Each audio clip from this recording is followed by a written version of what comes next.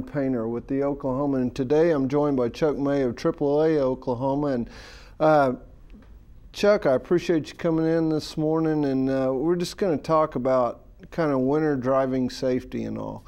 What are some things that Oklahoma motorists need to keep in mind even before, you know, winter weather gets here? Well, there's an acronym I use called WET, W-E-T. Weight, equipment, and tires are the most important things. There's a lot more on that list. But for the weight, you know, a front-wheel drive car does best in the snow and ice because of the weight of the engine. Well, those with a rear-wheel drive car can gain that same advantage by putting weight in the trunk. Cinder blocks or bags of sand, anything heavy that you have to weight down those power wheels on the rear of the car. Equipment-wise, you want to have those things with you in case of emergency. Cell phone with a charger cable, that's number one. Ice scraper, don't forget that. We've seen people out there trying to scrape off the windshield with their credit card. That doesn't work. Snow brush, maybe a small snow shovel. Then you want to have a first aid kit for yourself, maybe one for the car as well with some simple tools, blankets and warm clothing, paper towels, and then jumper cables. So important in so many instances, and know how to use them. Good working flashlight, maybe some of those orange triangles. Kitty litter, clay-based, is great for gaining traction on the ice. And then tires. You know, right now, this is a great time to check those tires and make sure they're not getting too worn and they're properly inflated. That's the only contact your car has with the roadbed. And when it's icy, you need to have as much traction as you can. You know, in ice and snow, the name of the game is traction, how to get it, and more importantly, how to keep it.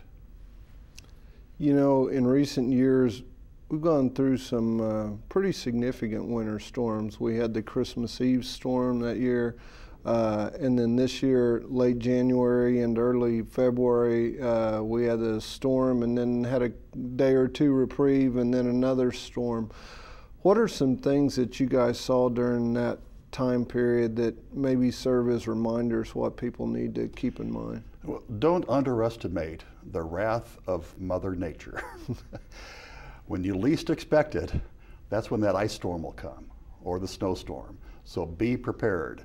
As you're driving on the ice and snow, give yourself lots of room between you and the car ahead of you. Before you even leave home or leaving the office to come home after work, allow enough time to get to where you need to go and realize it's going to take you longer to get there. You'll be driving more slowly, more cautiously. You want to limit distractions, of course, when you're driving, wear that seatbelt and all that. But then always keep in mind that conditions can change in the blink of an eye. That rain can turn into freezing rain. Bridges, ice up first, and watch out for the elevated portions of roadways. These are all things that can get you into trouble if you don't respect Mother Nature and what the driving conditions can do in just a matter of minutes.